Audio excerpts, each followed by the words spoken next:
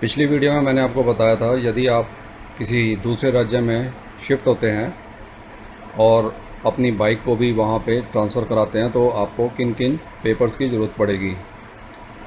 इस वीडियो में, जो कि पिछली वीडियो का ही अंश है, मैं आज आपको बताऊंगा कि यदि आप अपनी बाइक अपने ही स्टेट में या अपने स्टेट से बाहर बेचते हैं या फिर आप किसी दूसरे स्टेट से ख़रीदते हैं तो उस विषय में आपको किन किन डॉक्यूमेंटेशंस की ज़रूरत पड़ेगी।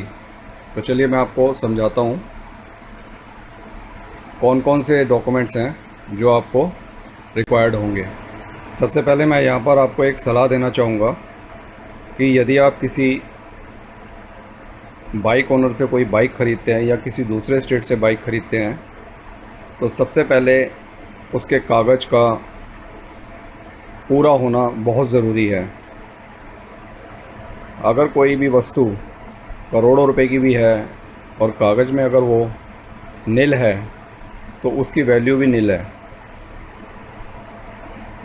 तो यहाँ पर कहने का उद्देश्य ये है कि यदि आपकी पसंद की हुई बाइक पेपरों से भी दुरुस्त है तो सोने पे सुहागा है।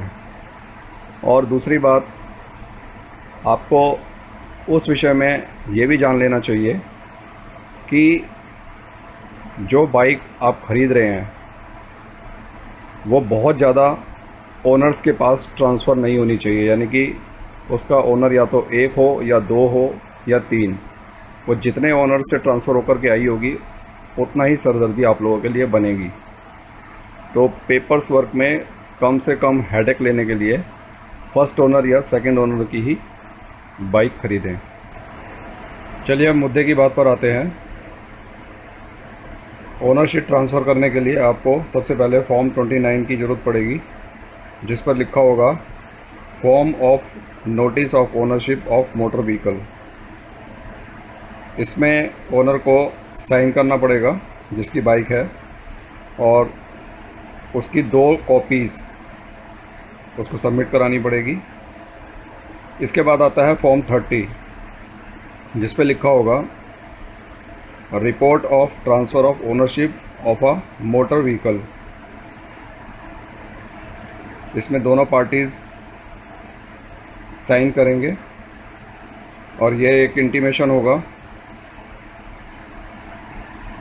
ओरिजिनल ओनर को, जो आरटीओ को देगा कि मैंने इस बाइक को सेल कर दिया है। और इसके अलावा आरसी जो कि ओरिजिनल होगी वो सबमिट करनी है। इसके अलावा इंश्योरेंस सर्टिफिकेट, जो कि एक एप्लीकेशन फॉर्म होगा जिस पे लिखा होगा एप्लीकेशन फॉर इंश्योरेंस ट्रांसफ़र।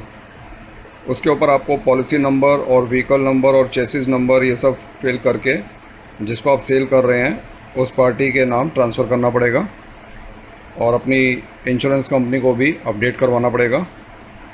इसके अलावा पॉल्यूशन अंडर कंट्रोल सर्टिफिकेट भी आपको जमा करवाना पड़ेगा। इसके बाद दोनों पार्टियों के पासपोर्ट साइज़ फ़ोटोग्राफ्स।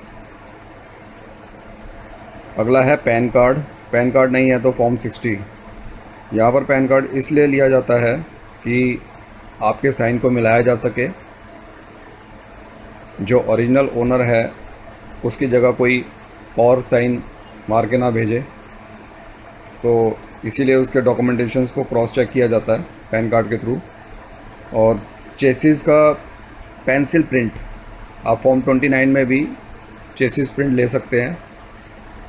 आप एक पेंसिल लीजिए और पेपर रख करके जहाँ पे चेसिस नंबर होता है उसको पेंसिल से उभार के बाहर निकाल लेंगे आप, और उसको आपको जमा कराना है। इसके अलावा एक एफिडेविट भी तैयार करना है, सेल एफिडेविट। उसमें सेलर और बायर की पूरी डिटेल्स होंगी, एड्रेस होगा, आईडी वगैरह सब लिखना है, और ओनर उसके अंदर अपना साइन भी करेगा कि मैंने इस पार्टी को बेचा, और पार्टी अपने पैसे भी मेंशन करेगी कितने रुपए में उसने इस बाइक को ख़रीदा। तो ये भी एक ज़रूरी डॉक्यूमेंट है, और दोनों पार्टियों का आईडी प्रूफ भी चाहिए होगा, जैसे Aadhaar card, voter card, PAN etcetera. ये सारे डॉक्यूमेंटेशंस आपको, अगर आप किसी स्टेट के अंदर अपनी बाइक बेच रहे हैं तो रिक्वायर्ड होंगे। तो ये सारे डॉक्यूमेंट्स की आवश्यकता आपको तब पड़ेगी जब आप अपनी बाइक को एक ही राज्य में बेचते हैं और ख़रीदते हैं। यदि आप अपने राज्य से दूसरे राज्य में गाड़ी को बेचते हैं या ख़रीदते हैं तो उस विषय में आपको फॉर्म 28 की भी आवश्यकता पड़ेगी, जो कि एनओसी का पेपर होता है, जो आपको आरटीओ से लेना पड़ेगा। उसी के बाद ही आपको ओनर ट्रांसफ़रशिप मिलेगी।